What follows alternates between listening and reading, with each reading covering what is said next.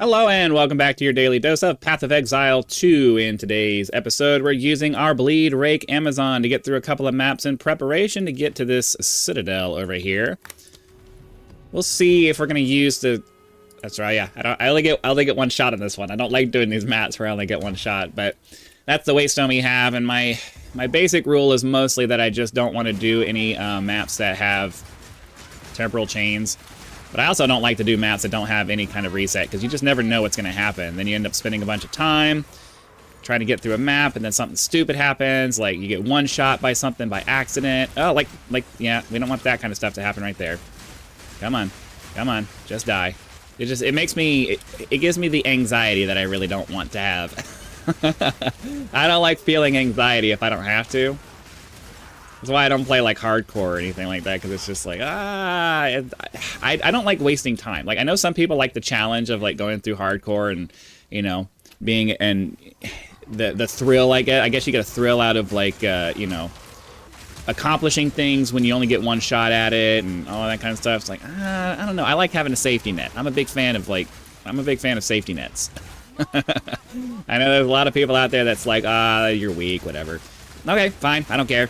It doesn't bother me. I play how I play, and I like what I like. And what I like is not wasting my time. I really, really like not wasting my time. So it's just, I always get nervous when I go through a map like that. Like, not overly nervous. It's just one map. I couldn't imagine how I would feel if I was trying to like play a hardcore character. But you know, because it would be less anxiety inducing if the potential for one-shot kills were just not as nearly as high as they are. Like, I feel like, whew, I don't know how you guys who do hardcore do it in this game when there's just so many different things that can come in and one-shot you. And I say that because, you know, my defenses are pretty much maxed out, and I still, every once in a while, will get one-shot by something. And then you know, you're playing a hardcore character, and you're like, all it takes is one of those things to come, and all that work you did building up your character is just gone. I don't know. I can't imagine that. I don't even know why they offer. I mean, I understand. I guess I understand why, but I don't know why you would. I don't know why you would design a game with the idea that you want the players to die a lot, right? Like I think I remember hearing some. I remember either hearing from a developer. I'm pretty sure I heard it from a developer that like their stated goal is that you're going to die a lot. We want you to die a lot. We want you to die to these bosses and have to try it a bunch of times. And it's like, yeah, but if you're playing a hardcore character, you can't really do that.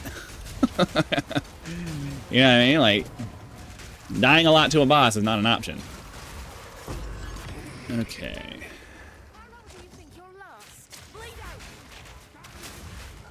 Let's get some incision on this one. All right. Okay.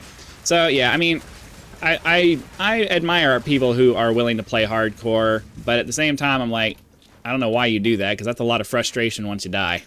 Because at some point, you're gonna die. You're gonna have something come in that just, you know, one-shots you, and then all that work you did is just done. Now, I think there's a log-out technique that a lot of them use, though, right? Like, if they realize that they're about to die, they log out, and then they go away for a little bit, and then they come back, and they're safe. I think that's a thing. I think I've seen Rax do that a few times, just because he doesn't want to lose his character, and which makes sense, but it's just like, I don't know, man. I think they need to adjust the balance of the game to make hardcore something where you don't have to do that.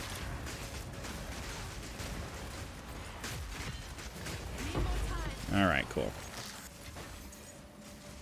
Trying to get all of this done here.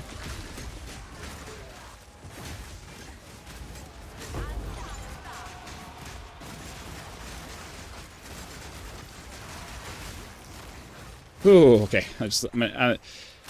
I'm trying to keep chatting with you as I go through this, but at the same time, it's like I don't want to die, so I get really focused when because this character doesn't really have a lot of hit points. She has a lot of evasion and deflection, I think, if I remember correctly. I haven't looked at the stats on her for a while, but I'm pretty sure she has a lot of evasion and deflection. So like, she shouldn't get hit by much, but when she gets hit, she doesn't really have the kind of hit points necessary to absorb it. So it's the same problem I had when I was trying to make my monk an evasion deflection monk rather than just energy shield, because, you know, it's great to have the ability to avoid a lot of hits, But then every once in a while, something's going to get through, and when everything does so much damage that you can't absorb the hit, you can't absorb even a single hit, then you're past the point of you're past the point of making it work. That's all I'm saying. All right. So what boss do we have here? We have this guy.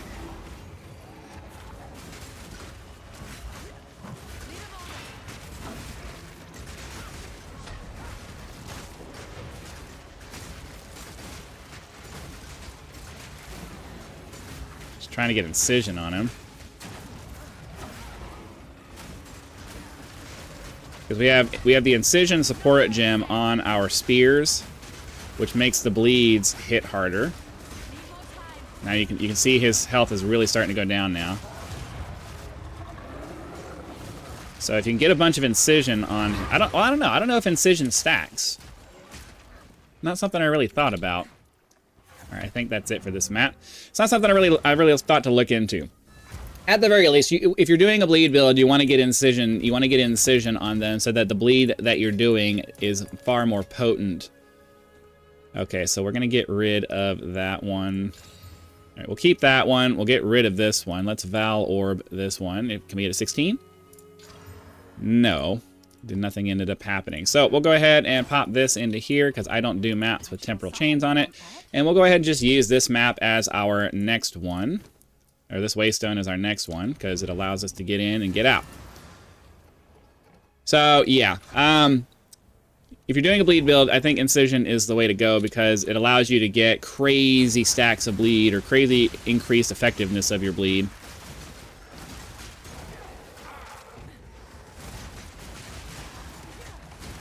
And for this build, you have to keep moving around. You can't let too many attacks come in and like have a chance of landing on you. So in addition to, you know, having high evasion and deflection, you need to be moving around. You don't want to be standing there letting too many hits come your way.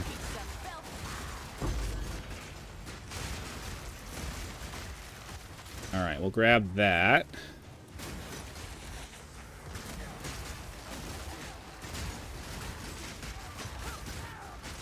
Hold on, I gotta. When I start seeing too much chaos, I just gotta move. I gotta move around. I gotta get away. When there's too many things happening, we just gotta get out of the chaos because it's when there's a lot of chaos that a lot of extra hits start coming in, and then all of a sudden you get hit by one thing and then two things, like that. Like one thing hits you. If I got hit by two things like that, that's almost dead. You know what I mean? Like you gotta be real careful with this character. It's a fun character to play. I like the mobile play style of it, where sometimes you'll dash in and just dash away. It's pretty cool. But it's just life builds are so squishy. I really wish they'd come up with a way to fix that. Because I don't necessarily want to have to do energy shield for every build. And it seems kind of ridiculous that you know, some character types can afford to get a decent health pool, and then other ones are just like, nope, you got to rely on these unreliable stats. Like, I don't know, man. That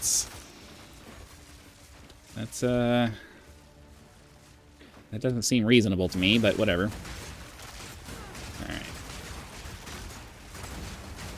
All right, there we go. Oh no, let me go through. Okay, whew. Just makes me nervous. I think we gotta, I wasn't paying attention. I think we probably have a couple of revive attempts on this one, though. So if we die, it's not the end of the world, but it's still annoying. And I'd really rather not have it happen.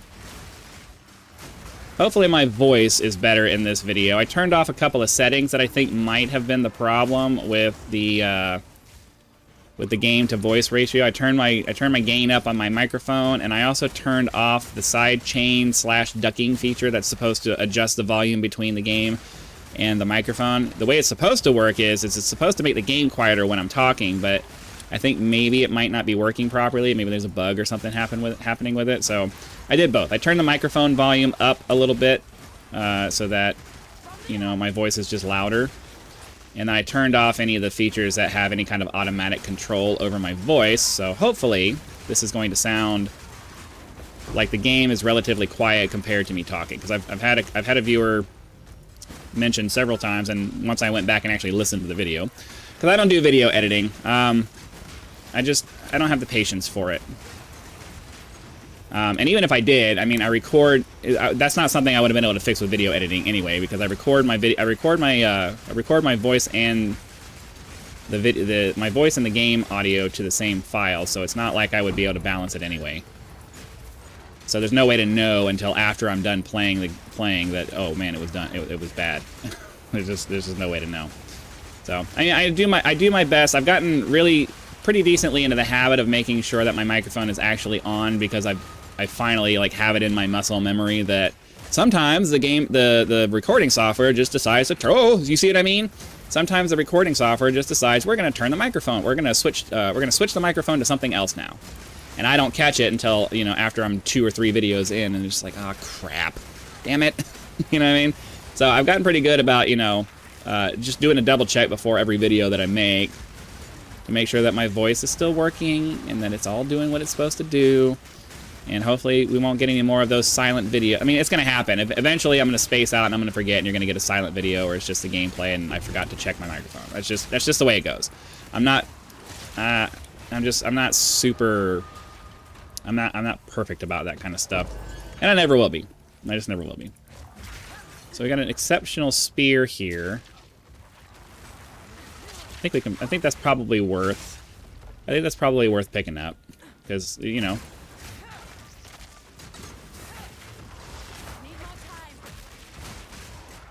okay, I thought I had that set up so that I could just do it very quickly, back and forth, back and forth. My disengage, is that what it's called? Yeah, disengage.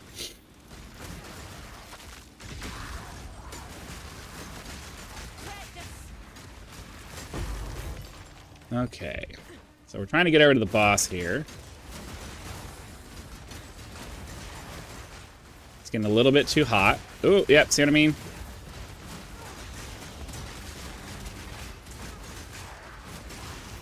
Jeez.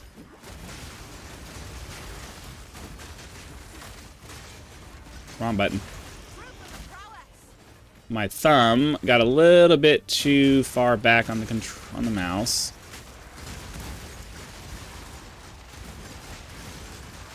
Okay, come on. Get us up to the boss. We'll get this guy killed.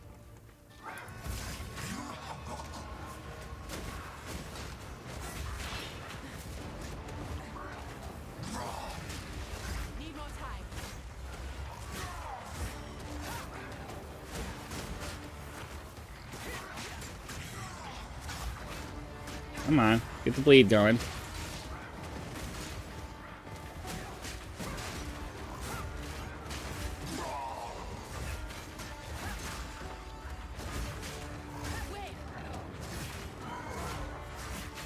Alright, we're finally getting some decent bleed going. There we go. I don't know why it takes so long sometimes. Like, sometimes it's just they start dying almost immediately, but then every once in a while you get something like that where it takes a really long time to get the bleed to really start hitting. But anyways, that's going to be it for today's episode. Hopefully you guys had lots of fun. Be sure to click that like button, subscribe to help us reach 10,000 subscribers. If you would like to support the channel, I have the thanks button down below, as well as PayPal and Patreon links for those of you who prefer to go outside of the YouTube economy. So again, thank you very much for watching. Be sure to come back for our next video, and I'll see you then.